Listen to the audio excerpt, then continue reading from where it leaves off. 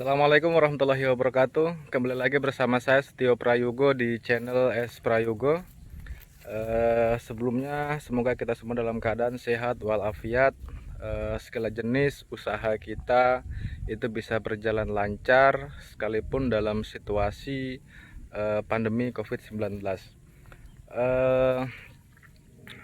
Hari ini saya lagi berada di kebun nilam saya yang lokasinya itu di Tetelara. Jadi kemarin kita sudah selesai melakukan proses penanaman dan hari ini saya bersama dua orang kakak saya sedang melakukan proses penyulaman karena ada beberapa tanaman itu yang mati. Kemudian hari ini kita melakukan proses penyulaman. Nah, bagaimana untuk situasi atau model dari tanaman nilam saya yang kurang lebih ada yang sudah umur 1 bulan, ada yang sudah berumur 2 minggu pas kita melakukan buka cepuk. Nah, nanti kita akan lihat bagaimana proses pertumbuhannya. Baik, mari kita lihat bersama.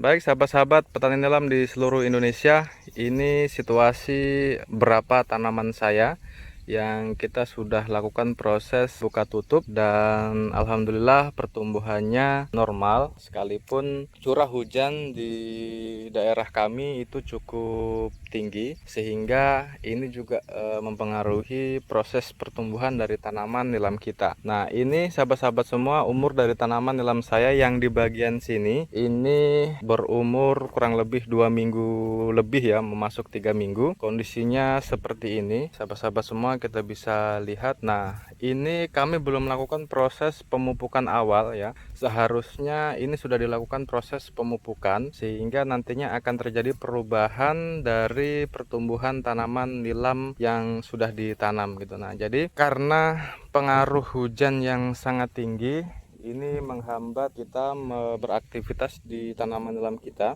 karena kita mau melakukan proses pengocoran ini masih tertunda disebabkan karena curah hujan yang cukup tinggi.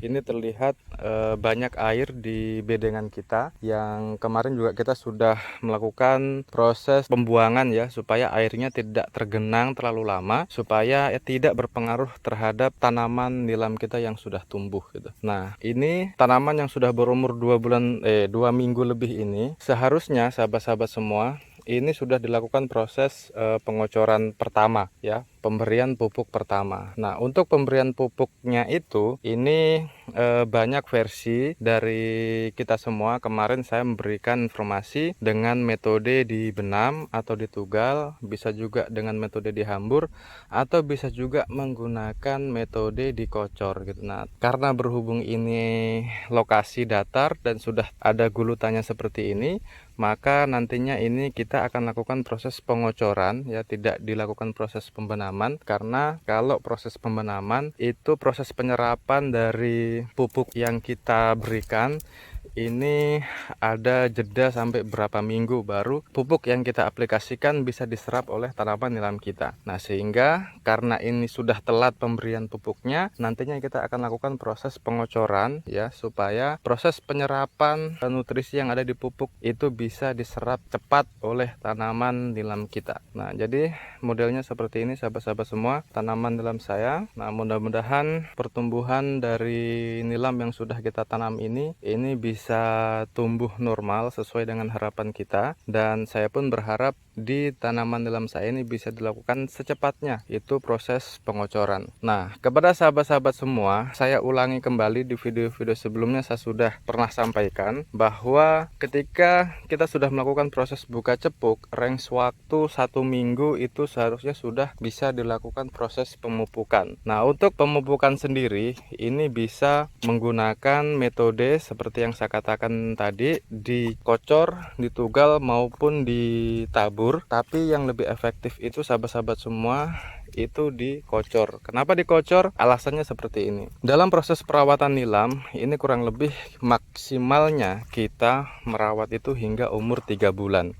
Nah, sehingga dengan range waktu 3 bulan ini, maka proses pemberian pupuk itu kita lakukan 15 hari sekali, sehingga dalam waktu 3 bulan itu ada 6 kali kita mengaplikasikan pupuk ke tanaman nilam kita. gitu. Nah, jadi kalau misalnya 6 kali kita lakukan proses pengocoran dan 15 hari sekali juga kita lakukan proses penyemprotan pengendalian hama, maka saya yakin dan percaya pertumbuhan dari tanaman nilam kita itu akan tumbuh normal sesuai dengan harapan kita semua gitu. Nah, pupuk apa yang bagus untuk dipakai? Nah, ini yang saya perlu sampaikan juga kepada sahabat-sahabat semua. Tanaman nilam ini sama dengan tanaman kelapa sawit.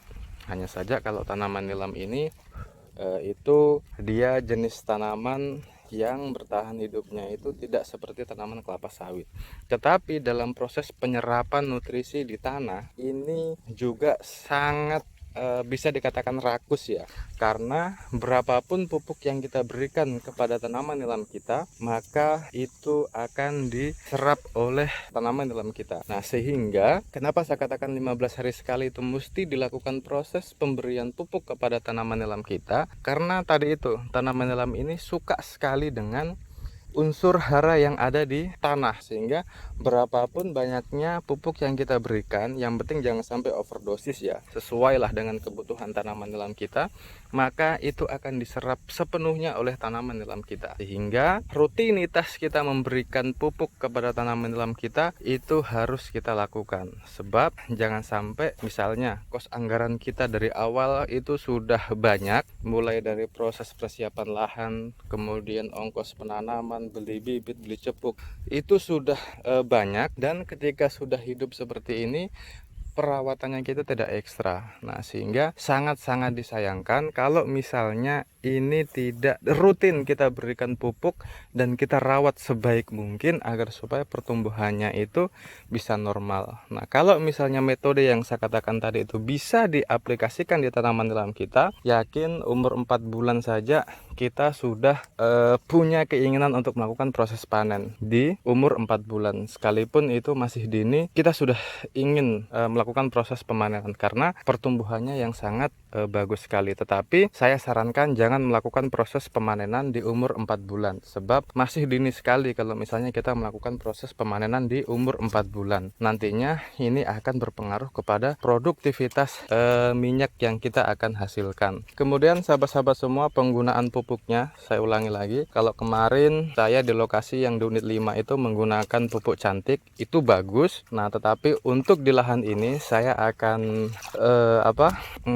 ada racikan baru ya. Saya akan mencampurkan ZA dalam proses pengocorannya, yang nantinya akan dicampurkan menggunakan NPK Plus. NPK Plus yang kandungan NPK-nya itu 15 15 15. Nah, jangan sampai salah dalam memilih pupuk, sebab tidak bisa kita pungkiri juga pupuk yang beredar di beberapa daerah kita itu banyak pupuk yang bisa dikatakan palsu, sebab berapa petani kita yang sudah mempraktekkan di lokasi di daerah kami itu sudah dihambur, sudah ditabur pupuk, tetapi tidak terjadi perubahan di tanaman yang sudah ditanam. Nah, sehingga saya sarankan memilih pupuk itu pupuk yang benar. Jangan sampai ketika kita sudah mengeluarkan anggaran untuk membeli pupuk, kemudian kita sudah mengeluarkan tenaga untuk mengaplikasikan pupuk yang kita beli, tetapi tidak memiliki efek terhadap tanaman kita gitu. Nah, sehingga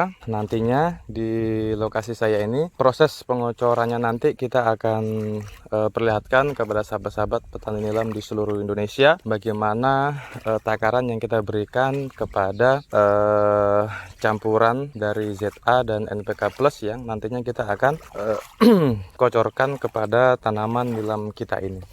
Baik sahabat-sahabat petani nilam di seluruh Indonesia, mungkin ini sedikit saja saya perlihatkan dan saya berbagi pengalaman saya di seputaran tanaman nilam itu sendiri, dan mudah-mudahan informasi ini bisa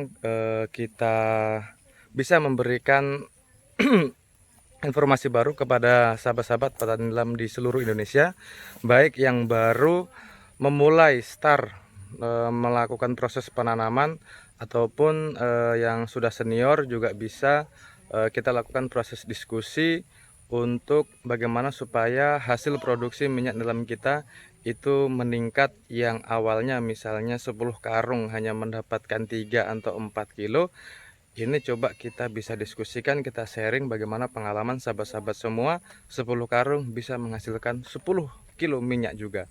Nah, ini sangat luar biasa sekali kalau misalnya perbandingannya 10 karung bisa menghasilkan 10 kilo minyak nilam.